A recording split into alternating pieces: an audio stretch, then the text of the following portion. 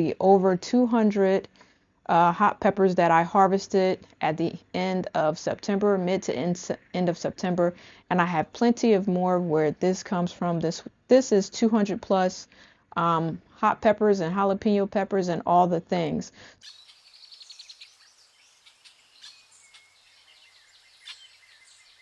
Now, one of the things that I forgot to talk about that happens in April is I go through and I sometimes order new seeds. As you can see, all the new seeds that I have ordered, that I've been going through and determining what's going to get planted in September. And I see what I'm going to plant versus seed versus plant. And there's so many here that I'm probably gonna pretty much wait until spring to plant a lot of it.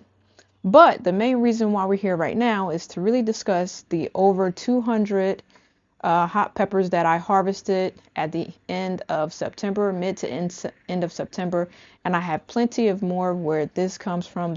This is 200 plus hot peppers and jalapeno peppers and all the things. So let me just go through in terms of the heat scale what they are. So the mildest pepper that I grow here, this one right here is the jalapeno pepper. This jalapeno pepper is a mild, moderate pepper heat. It has a grassy, bright flavor, perfect for beginners and everyday cooking. So a lot of people in restaurants use the jalapeno pepper. The next pepper that I grow is the Thai pepper, and the Thai pepper is what I would say small but mighty. This pepper packs a serious heat with a sharp, clean flavor, commonly used in like Southeast Asian cooking, and it has about 50,000 to 100,000 Scoville heat units. So this little tiny pepper packs a lot of heat.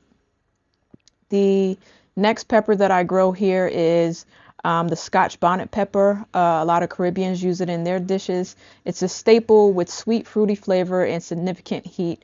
A lot of Caribbeans use this in jerk seasoning. So this is the Scotch bonnet pepper. Some people call it Jamaican yellow peppers. The next one that we have on here is the orange habanero. So this orange habanero is a popular hot pepper. It's fruity with a citrusy flavor and intense heat that's manageable, but for experienced spice lovers, they love to eat habanero peppers.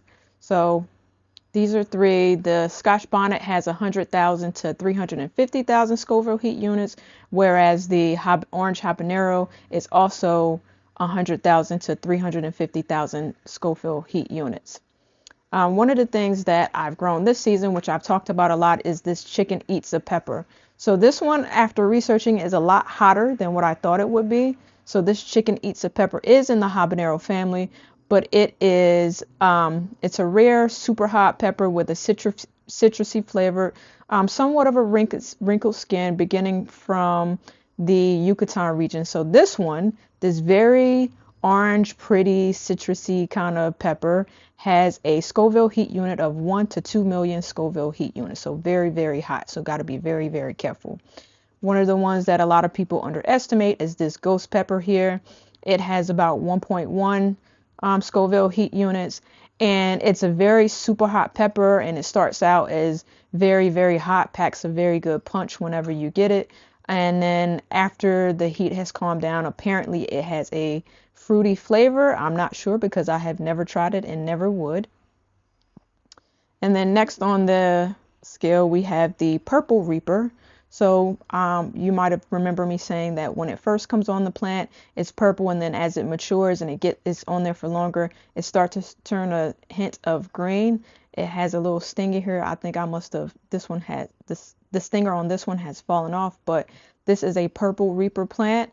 It's currently one of the world's hottest peppers. The same extreme heat as the regular Carolina Reaper pepper plant. And this is a heat unit of 2.2 million plus heat for this one. Same thing for the regular Carolina Reaper, and I picked this one up in particular is because you see its stinger here. It has a sweet and fruity taste to it, and it too is 2.2 million Scoville heat units. So these are the Carolina Reapers. Now, the one pepper, and this one isn't fully ripe, but it's going to turn like a reddish orange that I have in the garden. This is one of the world's hottest peppers. It was developed in Wales and considered potentially dangerous for consumption, but you do have a lot of people that still use it. My usage is not going to be to put in any hot sauce whatsoever, but what I'm going to do is dry it out and use it for different pepper flakes. And I actually may dry it out and use it for some type of pepper spray to put on my plants to keep the squirrels and other things away from them. So here we go with the different peppers that were harvested.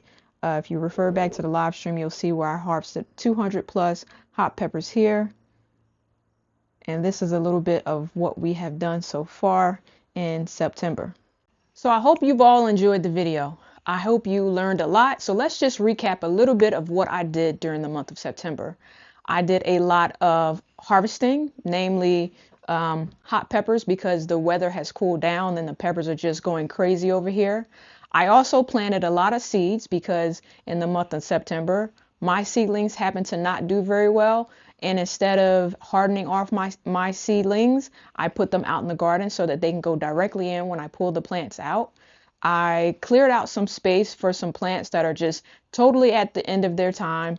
And I also decided to get some seeds that are fall tolerant, frost tolerant plant seeds. So I hope everyone has learned something. Make sure you get your seeds, get your plants, and do all the things you need to do for your fall planting. And for those of you that aren't doing fall planting, let's just make sure you put those beds to sleep.